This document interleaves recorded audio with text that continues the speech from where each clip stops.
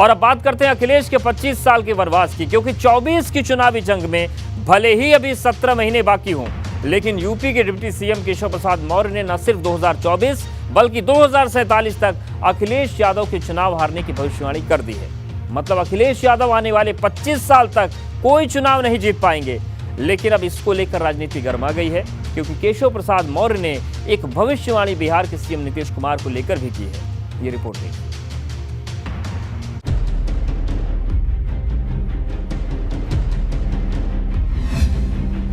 Samajwadi party का मैं ये कहूँ कि अब 25 साल तक यूपी में कोई भविष्य नहीं है।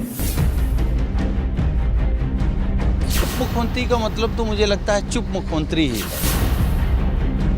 कोई अधिकारी उनकी सुनता नहीं, अपना फ्रस्ट्रेशन मिटाने के लिए समाजवादी पार्टी के पास के बारे में उल्टे सीधे बयान देते रहते हैं। केशव का आत्मविश्वास, अखिलेश को 25 साल का वनवास।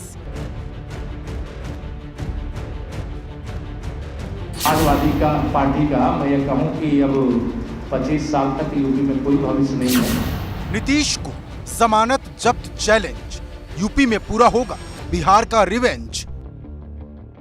अब जहां उन्होंने गठबंधन किया है उनका क्या होगा हाल, वो तो 2024 में पता चल जाएगा। जब से अखिलेश यादव ने समाजवादी पार्टी की कमान संभाली, तब से उनके खाते में हार और सिर्फ हार ही आई। अब तक समाजवादी पार्टी अखिलेश यादव के नेतृत्व में 2 लोकसभा और 2 विधानसभा चुनाव हार चुकी है। लेकिन अब क्या ये लिस्ट आने वाले 25 साल तक ऐसे ही बढ़ने वाली है? क्या 2047 से पहले अखिलेश कोई चुनाव नहीं जितवा पाएंगे? ये सवाल यूपी के डिप्टी सीएम केशव प्रसाद मौर्य के उस बयान के बाद खड़ा हो गया, जिसमें उन्होंने 25 साल तक के लिए अखिलेश की हार की भविष्यवाणी कर दी। चाचा भतीजे की लड़ाई हो, वह भतीजे की लड़ाई हो, केशव प्रसाद का भाजपा का कोई लेना देना नहीं है। भाजपा का कमल खिल रहा है, आगे खिलता रहेगा और वो लड़ाई अपना लड़ते रहे। और समाजवादी पार्टी का मैं ये कहूँ कि अब 25 साल तक यूपी में कोई भविष्य नहीं है, तो कोई गलत नहीं। केशव प्रसाद मौर्य ने न सिर्फ अखिलेश यादव बल्कि बिहार के सीएम नीतीश कुमार के यूपी से चुनाव लड़ने पर उनकी जमानत जब्त होने की बात तक कह दी। बिहार में आपको अगर याद हो 2014 का लोकसभा चुनाव बिना मोदी जी के चेहरे के लड़े थे। नीतीश जी के चेहरे के दम पर केवल 2 सांसद उनके जीते थे। तो उनकी हैसियत 2 सांसद की बिहार की जनता ने बना करके रखी है। इसलिए भाजपा के साथ गठबंधन में उनका कद बड़ा रहता है। अब जहां उन्होंने गठबंधन किया है उनका क्या होगा हाल, वो तो 2024 में पता चल जाएगा। गौरतलब है कि नीतीश कुमार के यूपी से चुनाव लड़ने की चर्चा है। सबसे ज्यादा चर्चा फूलपुर से है, जहां से कभी खुद केशव प्रसाद मौर्य सांसद रह चुके हैं। लेकिन केशव प्रसाद मौर्य ने जो बात अखिलेश यादव को लेकर कही, उस पर अब सूबे की राजनीति गर्मा गई है। सपा ने केशव प्रसाद मौर्य के बयान पर पलटवार करते हुए हमलों की झड़ी लगा दी। वो 12वीं पास करके इंटरमीडिएट करने वाले लोग हैं। समाजवादी पार्टी पे बेकार पीएचडी करने का प्रयास न करें।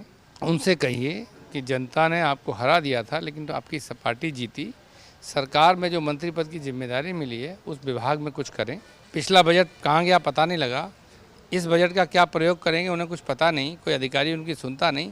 अपना फ्रस्ट्रेशन मिटाने के लिए समाजवादी पार्टी के पास के बारे में उल्टे सीधे बयान देते रहते हैं, इससे ज़्यादा कुछ नहीं है। मुझे लगता है कि जनता ने उनको किस तरीके से हराया है, वो दर्द अभी उनके अंदर बैठा है, अवसाद में है, डिप्रेशन में है, क्योंकि अपने विभाग की भी फाइलें देख नहीं पा रहे हैं।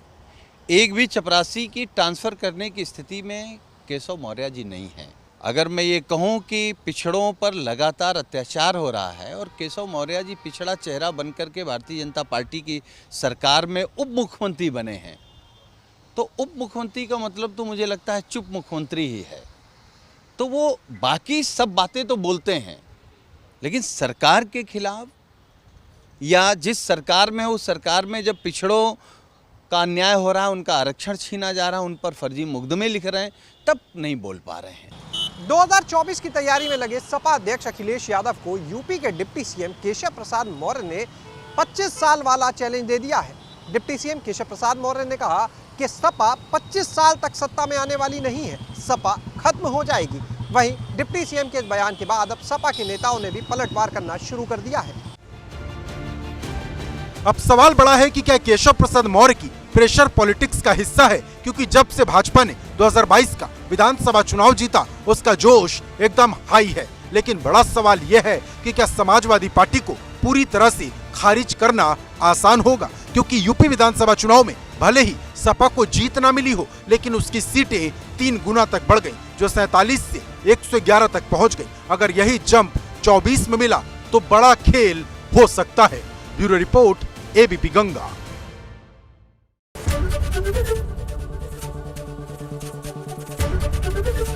एबीपी गंगा, खबर आपकी, जुबान आपकी।